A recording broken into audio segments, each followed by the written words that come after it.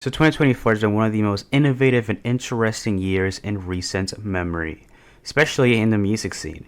I mean, this year alone, we had some huge surprises from the mainstream world and in the underground world, and just it's been incredible just seeing both of these worlds just transfold and just transcend. And I think this year in specific has been a huge win for mainstream music. I think it's been the biggest win for mainstream music ever since maybe 2022, if not a little bit before.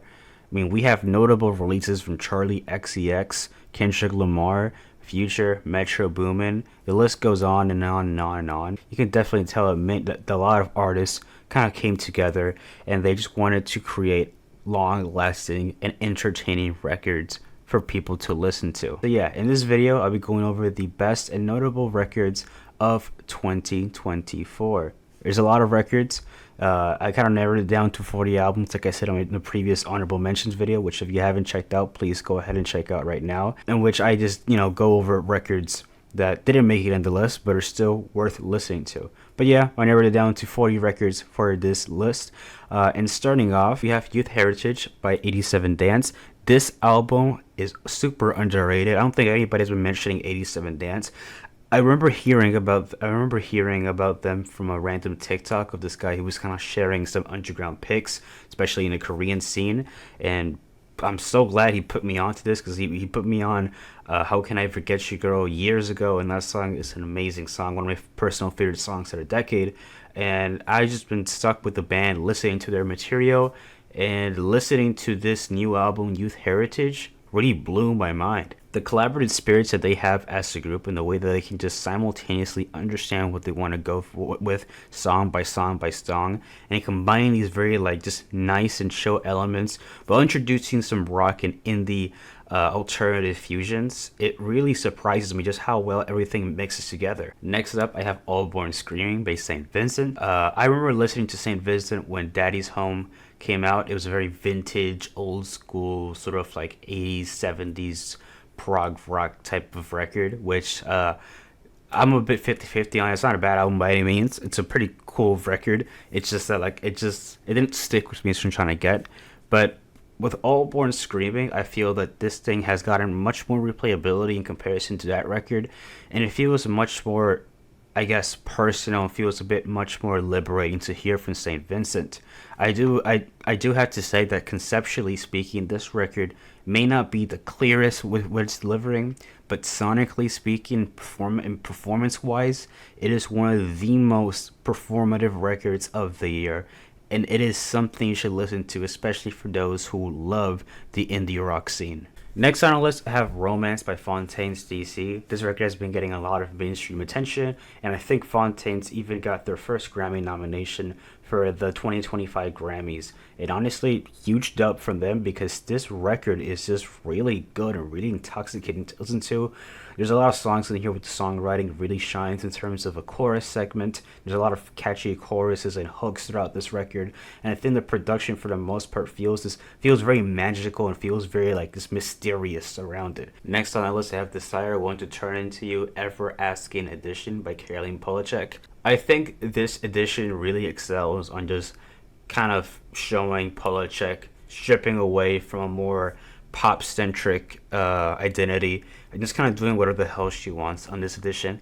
The original issue, the issue that I had with the original project was that some parts kind of felt a little bit too clean, a little bit too processed for my liking. Well, this edition of the record kind of shows a much more liberated and free version of Caroline, in which I feel that I can relate to and I can admire much more. Next on the list, we have Smile by Porter Robinson. This was a very entertaining listen from front to back. It's addictive, it doesn't take itself way too seriously, and even the moments where it's a bit more serious in the mix, I feel that Porter delivers it in a way that's still just sonically entertaining. I don't think there is really a huge dull moment throughout this record. There's really just moments where there's explosiveness with the track Cheerleader that made it into my Best Songs 2024 list, in which it is a pure sugary song where everything feels just explosive and entertaining, just almost like an anime. Like this entire record at points feels like I'm watching an anime or I'm listening to an anime opening, and it's just something that just visually and just sonically feels super rich. Next on our list, I have "Still Praying" by Westside Gunn and DJ Drama. Westside Gunn partners up with DJ Drama to bring this very grimy boom back type of scenario back into the game. It's a huge departure from the very, I guess, nice and expensive beats and production and style that we're used to from Westside, in which he's rapping on like these luxurious samples. But I really appreciate this departure even more than that previous record, mainly because it feels a bit more natural for West to be rapping over these grimy instrumentals and for him to be collaborating with Griselda once again into this record. And I think that it's hard for me to pick a specific song that I really loved, because there's a lot of moments in here where it almost feels like it's one long song. And next on the list, we have "Alligator Bites Never Heal" by Doechii. I'm gonna be honest, I wasn't a huge fan of Doechii when I first heard her freestyle in the XXL. I thought it was a bit too try-hardish, and it kind of put me off for listening to Doechii.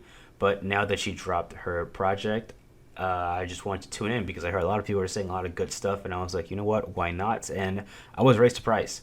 I think Doechii is one of the best new wave rappers that there is right now, especially when it comes to female rappers. She's one of the front faces for the new generation, and I just love her energy. I just love her energy. She carries so much, like, just, I don't know. It's like she's like volatile almost. It's very electrifying, and I could definitely tell this record, despite it being as, you know, complete, as feeling kind of complete, as showing us who Doechii is in her nature, you know, this funny, enigmatic persona and character, I still feel that she still has more left in the tank to show us for another project. Next on our list, we have "Hit Me Hard and Soft" by Billie Eilish. Her last record didn't do it for me. I think it was "Happier Than Ever," I believe.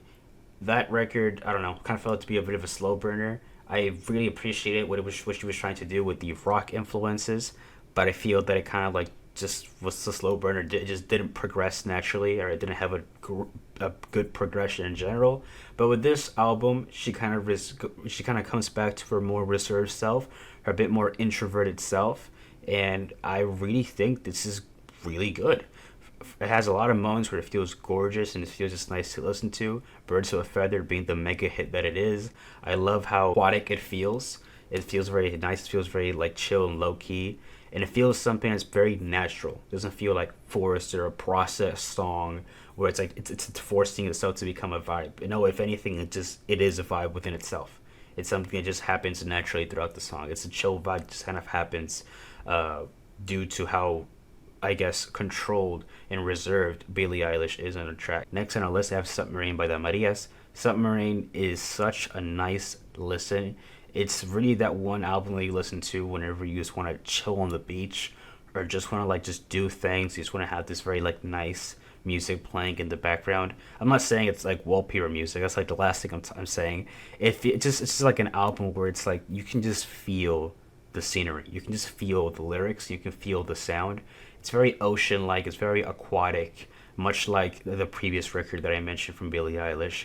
It feels like you're constantly drowning in this sound of richness, in this sound of just like this nice guitars, this very aquatic scenario. I think the Marias in general do a great job in cultivating this environment where there's diversity within the genres. There's bachata, there's indie music, there's rock, there's like some pop influences thrown in there. Just a lot of great things going on. The next on the list, we have "Pinball" by Mike and Tony Seltzer. What a banger of a project. This album just has banger after banger after banger. And what's crazy to me, it's only like 23 minutes long-ish, something like that. I think it's almost 20-something minutes long. And for 10 tracks, I'm surprised. I think the biggest issue that I thought was going to happen with this record was it's going to run a little bit too short. But if anything, I think it ran perfectly. I think it ran its course perfectly from front to end, from beginning to end. Would I have liked a longer project? Sure, because of how great the record came out, even despite it being very short in its length.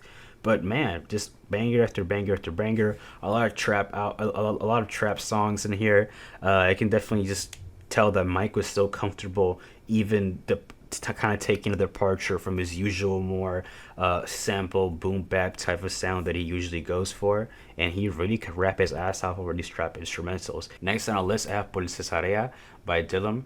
I might be pronouncing that thing like incorrectly and stuff, but I think this is a record that does a great job in examining I guess more personal topics like depression, suicidal thoughts, things of that nature, especially from a Spanish artist like Dijam. I don't know. I just feel that it's like it feels like it's almost like his Igor project, if anything, and it feels like he was giving off those vibes because there's so many tracks in here where sonically there's a huge shift in what he's feeling and emotions, and it kind of reminded me of whenever Tyler and Igor would do whenever he's feeling a specific emotion. Would be seeing happiness, how the track will light up. If it's darkness, it will be like much more dark and just like lucid, and it's like all over the place.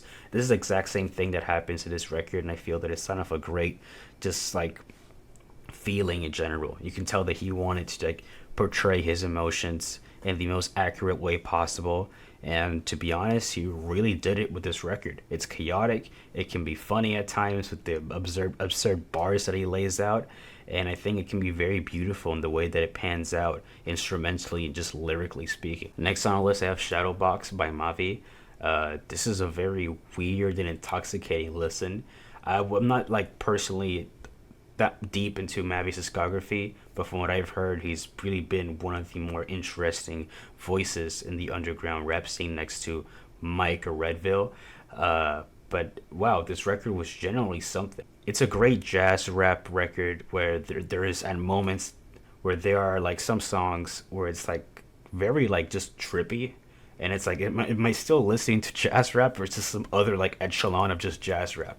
I don't know. I think sonically speaking, this record is very rich. It's very interesting and innovative. It never gets stale at all. It even progresses beyond from what it offers.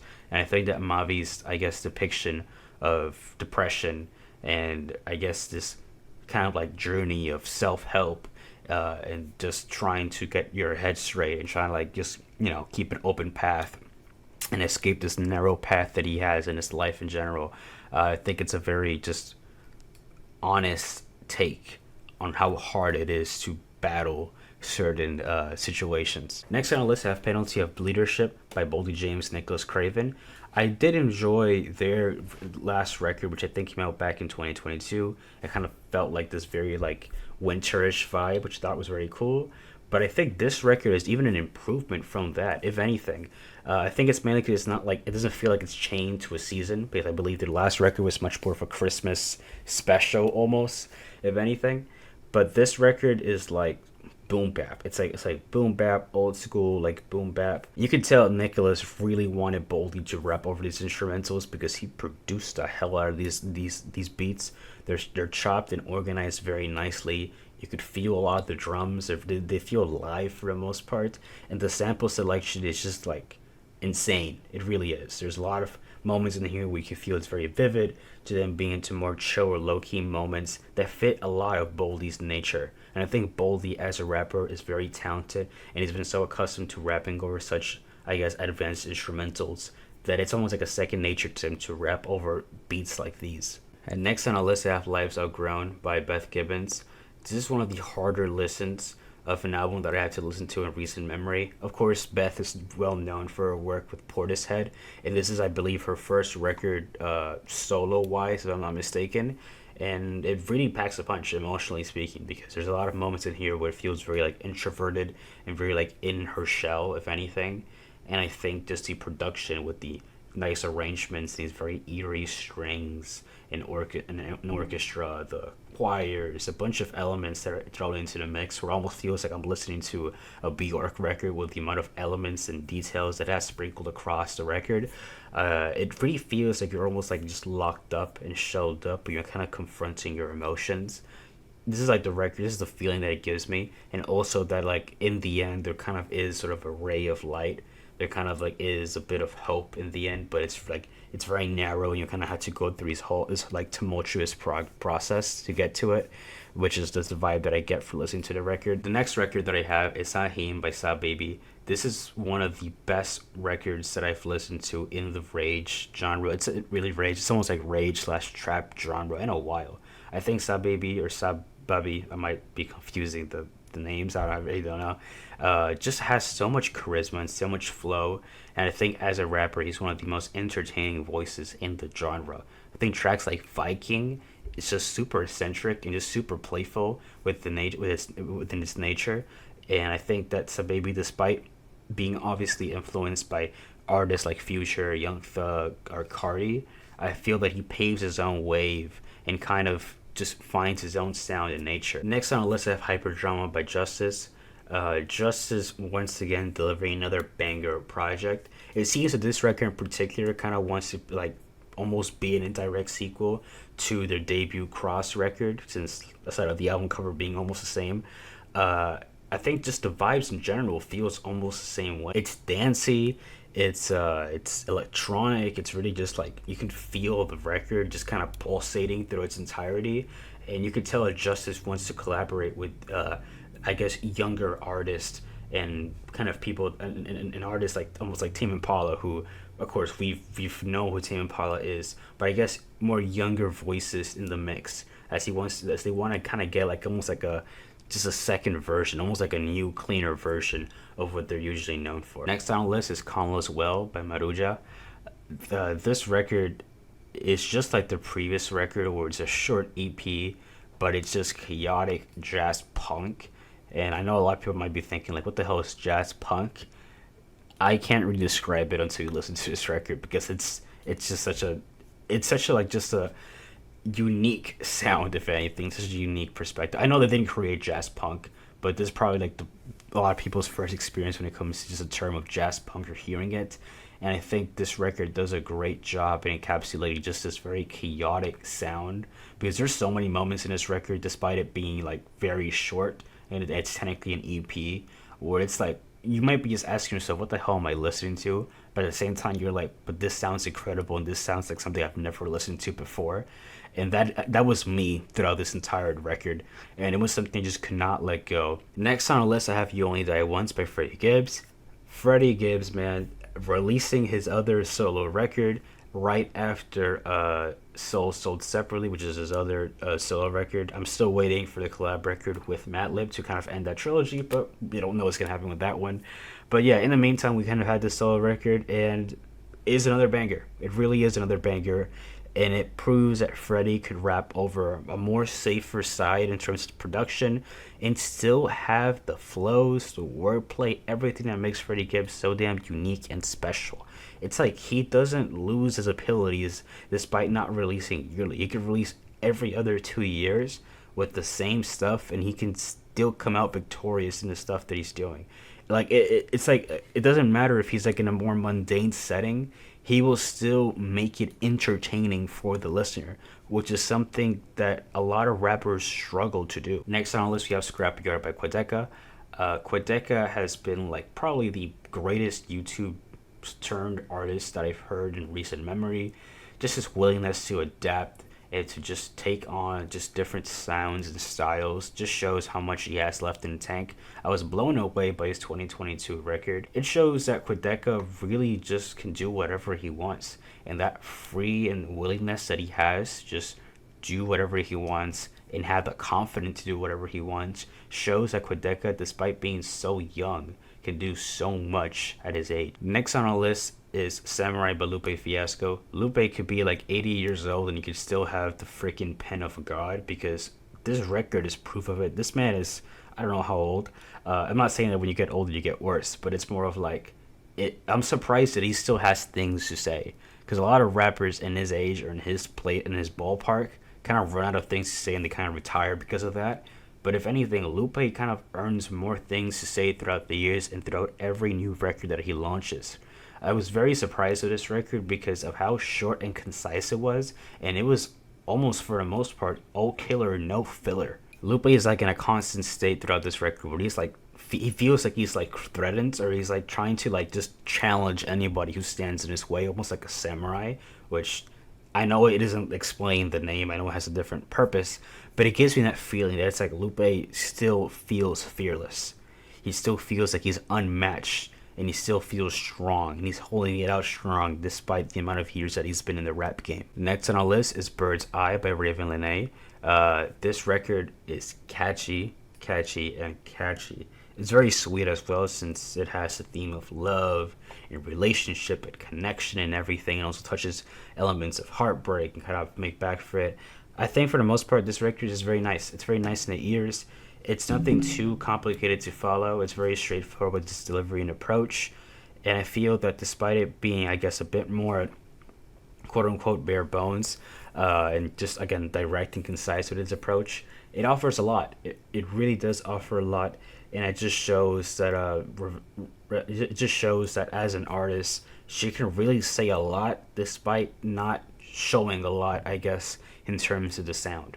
Because I think that musically speaking, it's much more stripped back. It doesn't have as many layers as, I guess, you would hear from other record from this list. But I think its songwriting does a lot of the talking, and I really don't mind at all. If anything, it just makes it much more catchy and a very interesting, unique experience. Only God Was Above Us by Vampire Weekend just shows that they could probably take another 6-year hiatus, and if they can come up with something as good as this, then they should take that 6-year hiatus, if not longer, if they want to. Just the way this thing sounds and it performs, just like everything that this record has is just incredible, and it's crazy to listen to, especially comparing it to their earlier works, where it's a bit much more layered, stripped back, and much more just like in your face. I think this record takes not only that formula that we're like accustomed to by Vampire Weekend, but sort of embellishes it with much more layers. It just creates this kind of like this new version of them, but at the same time, it's still them, if anything. Next on our list is You Won't Go Where You're Supposed to Go by Knocked Loose. This is a very, very in-your-face record that scared me the first time I listened to. I'm not gonna lie. It's not like I'm not acquainted with the metal or the punk or screamo genre. I'm definitely am. I've heard, a couple of records from those genres. But it was just surprising to me that it's like a group like this that's a bit more, I guess, new for a lot of people, has so much energy and is like just super direct with its first track. It wastes no time at all. And it's like, if you don't like this thing, get the hell out of here, because we're going to be screaming in your ears, and we're going to do the craziest, loudest stuff you ever heard in your life. And they really excelled in doing that. I was just bamboozled by the entire ride and just how well they managed to just deliver such a loud experience while still maintaining that consistency from beginning to end. Next on our list is Across the Tracks by Boldy, James, Conductor, Williams. Conductor and Boldy in a record together, Sign Me Up. This record kind of falls more on the shorter side from both of their discographies, but I feel that it's the appropriate length for what they both could do, if anything. It's short, it's sweet, and it delivers what we usually know from both of their worlds, but if anything, it's something that we always wanted. Like, yeah, it's something we've heard before, but it's something that we just, we don't mind. We actually want more of this, if anything. I think Conductor's production shines in almost any Griselda record and Griselda member, and Boldy is proof of that, because Boldy can rap his ass off during these Conductor beats. Next on the list is ORQUIDEAS by Uchis.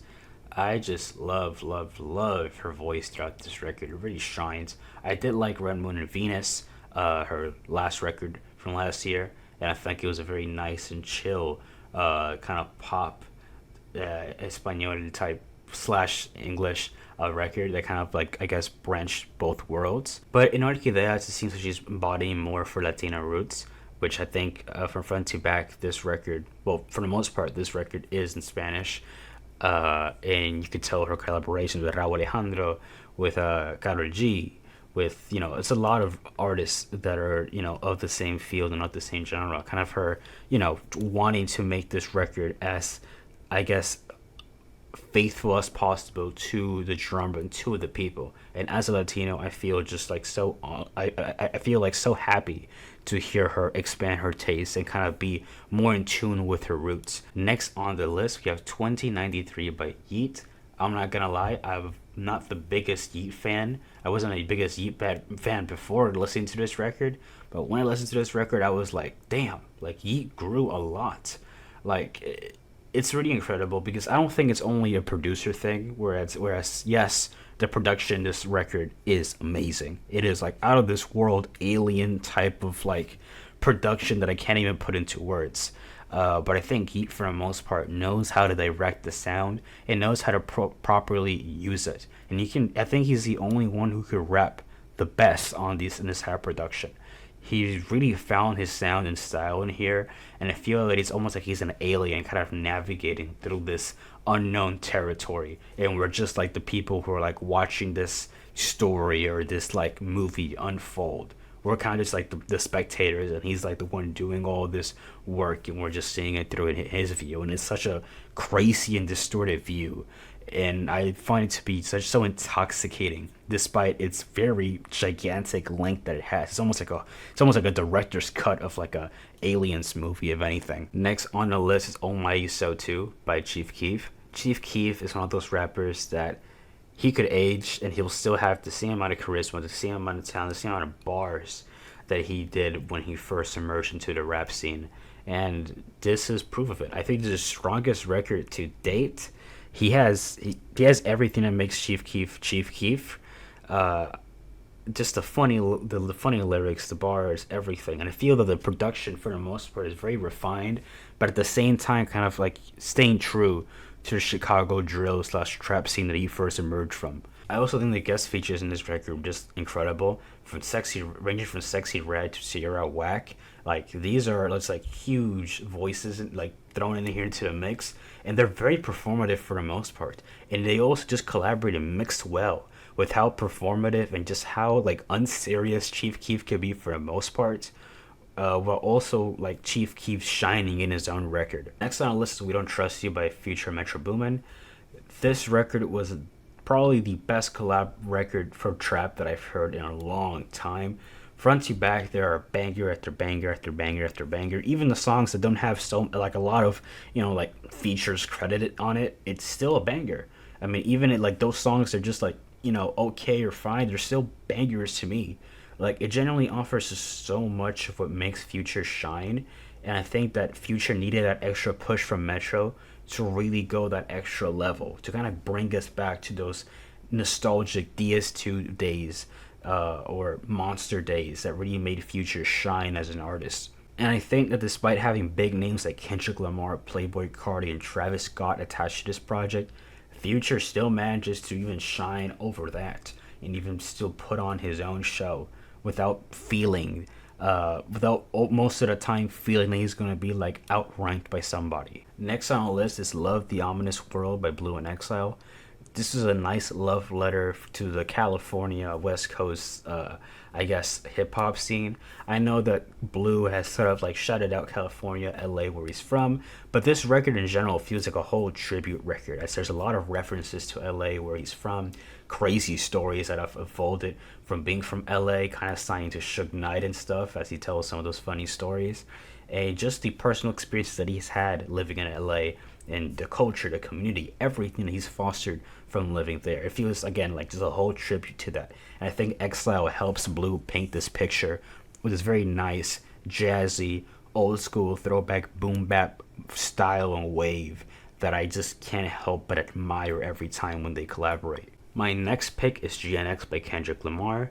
Kendrick dropping a project out of the blue that, as always, delivers. I mean, despite this record being very short, I still think it offers so many things. I mean, going from tracks like Luther to TV Off to Squabble Up, there's so many highlights and moments in this record where you just kind of like just gawk and just like stare at your phone, where it's like I can't believe Kendrick dropped, and I can't believe these are songs that we're getting. Like, this is incredible. Kendrick kind of goes back, dials it down a bit, kind of, I guess, abandons the more double entendre Kendrick that we know and love, and goes for a much more straightforward and aggressive approach to his listeners, kind of saying, you know what, guys, they said that I couldn't make hits, that I couldn't make bangers. Well, here's the bangers. Here's Squabble Up, here's TV Off, here's Luther. Here are the mainstream hits that you said I couldn't make. Here is it on this short 12-track record that you guys are going to be coming back to because of how much replay value it has. I think Kendrick just did so much this year. And this was that victory lap album that was made, and this was that victory lap album that was a banger. Next on the list is King of the Mischievous South Volume 2 by Denzel Curry. After Melt My Eyes, See Your Future, I was very interested as to what new thing Denzel was going to branch into, and he decided to just go more into the southern trap scene. He kind of did this with Imperial, kind of starting off and being known for the things that he could do with his voice and abilities and southern trap beats and repping Florida and Miami and stuff. But in this record, he really embraces his entire influences and said, you know what, let's make an entire album dedicated off of this, and it really paid off. And I think this is the most collaborative record to date, because just the amount of features there are here is insane and incredible. And it's really crazy because I don't think there was a single song in here where Denzel Curry felt like overly overwrapped or whatever. I think for the most part, he really stood his ground and he felt confident in what he was doing. He knew he kind of like brought this healthy balance between him and the features, and it made it sound like very fun. And I think the entire process and feeling this record gives me is that it was fun to make. I mean, yeah, it's a bit more dumbed down. It's not as introspective as his previous record, but it just offers so many bangers and just vibes that it was definitely the main intention that Denzel Curry wanted to bring, and it was something that he wanted to just show that he could do for his listeners. Next on the list is Blue Lips by ScHoolboy Q. This is his best record since Blank Face LP, period.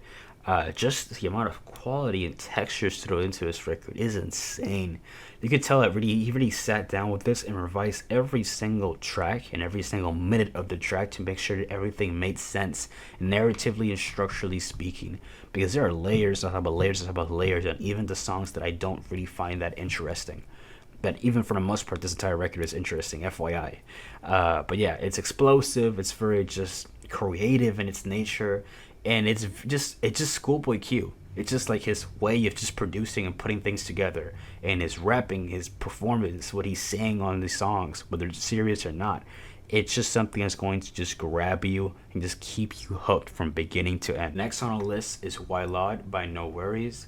The collab between Anderson .Paak and Knowledge is a welcome collab, and it's just something that I needed for this year and this decade.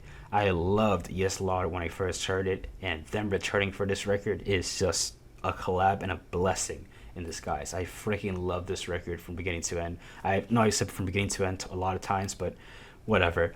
But yeah, specifically Wailad, it just details Anderson .Paak kind of going over this I guess breakup period that he's going over. I think he's been going over like a personal divorce or whatever, and it's reflective on this record where he's kind of like just painting this story narrative of like trying to make amends from this one person he's separated with, kind of exploring his own path, trying to win back the person over. There are many moments in here where he's kind of like in the blues, and he really executes these vibes like just perfectly. These emotions is just executed perfectly on Knowledge's production. And I feel that Knowledge is like that. It's almost like a composer, kind of like arranging everything and finding these obscure samples that only Knowledge would find, and just somehow managing to just like piece it all together and make a very interesting and like coherent beat for Anderson .Paak to either sing or rap on. And in the end, they just really work hand to hand. They're just probably the best duo in the R&B landscape right now that just makes sense. Next on my list is CHROMAKOPIA by Tyler, Creator. This is without a doubt Tyler's most mature and open and reflective record to date. You can tell that as he ages, he really, I guess, is much more refined with his vocabulary and what he wants to say throughout this record, painting that concept and narrative of a more mature and established man person as he is, kind of looking back at his issues, reflecting upon them, and I guess admitting the consequences and fallout that there is from taking these actions and these decisions despite the perilous consequences. And I think that just it's a great analysis from Tyler, and production wise he still has it. While it's nothing new from what we've heard of, and it might be safer than his previous projects, his previous 3-album run, I think it's still welcome. If anything, it still sounds fresh and new for a lot of people, and to me at least, it still sounds refined. Next on the list is Dark Times by Vince Staples. This is without a doubt Vince's most mature and just candid work to date. Vince likes just like in a lot of records or songs, I guess, be a bit more comical and funny. But in this record, he really shows a much more mature side of his, if anything. And I know that, the more comical side of Vince is something that's more natural, and he always says that it's just who he is. He's not trying to be funny, it's just whatever comes out. But I think in this record with Dark Times, I know it's his last record with Def Jam, if I'm not mistaken. It feels like a well thought out departure, and it feels that Vince really wants to say a lot of more mature and eloquent things and put it on the pen, while at the same time almost sounding like it's just something that he's been always talking about throughout his records and songs. I think production sounds eerie, it sounds dark, it sounds misty, but the way that he's delivering things is almost like he's like guiding you through it, and it's almost like something he's like accustomed to, being accustomed to like the darkness, if anything. Next on the list is Rich Axe Haitian by Mach-Hommy. This is without a doubt Hommy's strongest project.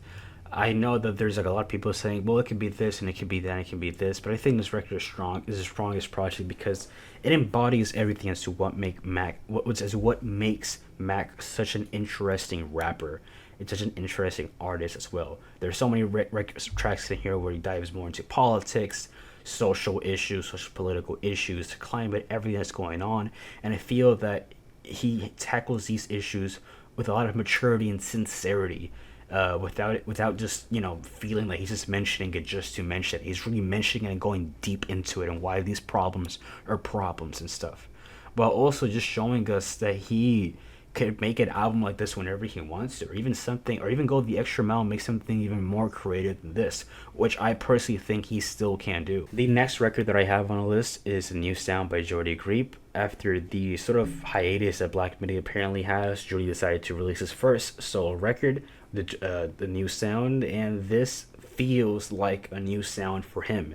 It is a new venture. He is mixing these Brazilian influences with these indie rock, prog rock type of fusions and vibes thrown into the mix, and it feels very natural. Like, I'm really surprised. For the most part, this feels almost like a theater kid putting together a record, and I know that it might throw out a lot of people when I mention the word theater kid, but it's actually not that cringy. It's not that cringy at all. It feels very sincere, it feels very experimental, creative, and you could tell that he wanted to deliver this like weird signature thing that he's known for in terms of his lyrics and style, while at the same time kind of like just providing his fan base and listeners with some new influences that he's always wanted to experiment from the inception of his career. And next on the list is I Lay My Life Down For You by JPEGMAFIA. Peggy is back at it again with another experimental record as always, but in this record he's tackling more into the punk rock type of area. Punk rock mixed with experimental hip hop. It's a fusion for disaster and chaos, but the type of chaos that you really love from Peggy. It's just, he's a master at this point with creating such, I guess, crazily creative and just chaotic, and you can't even tell what the hell is going on, but you just sit there and just like love it because it's just something that he can only do.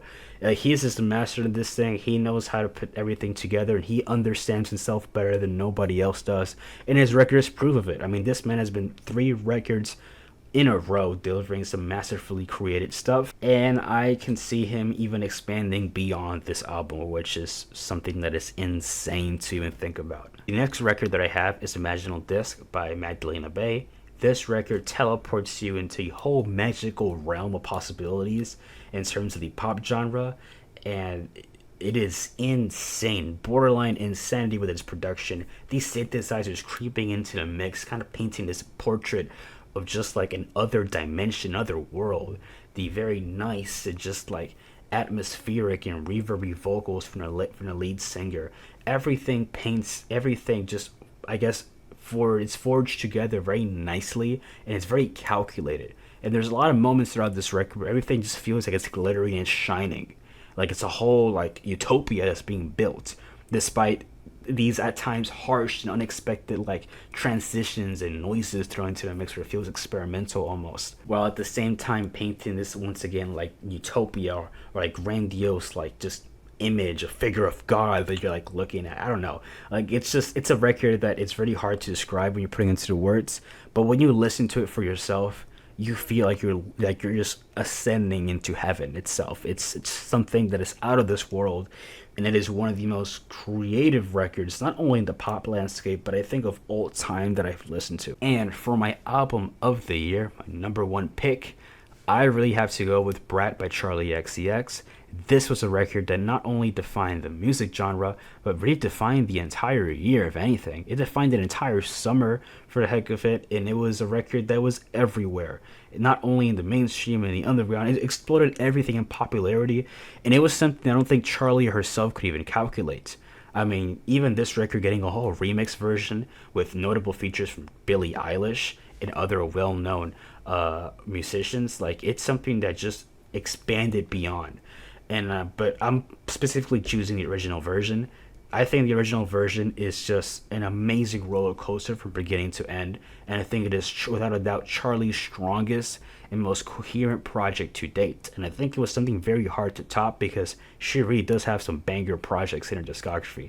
And this record ascended to an entire new height, combining this very discotheque pop type of vibes, and just, you know, at times being a bit more experimental and just singing over these instrumentals. It almost feels like someone like Sophie would produce if she would just still be around here. Like, it's something that just she wanted to paint. It's something that Charli kind of wanted to just create. She felt like she was in her own world while creating this entire record.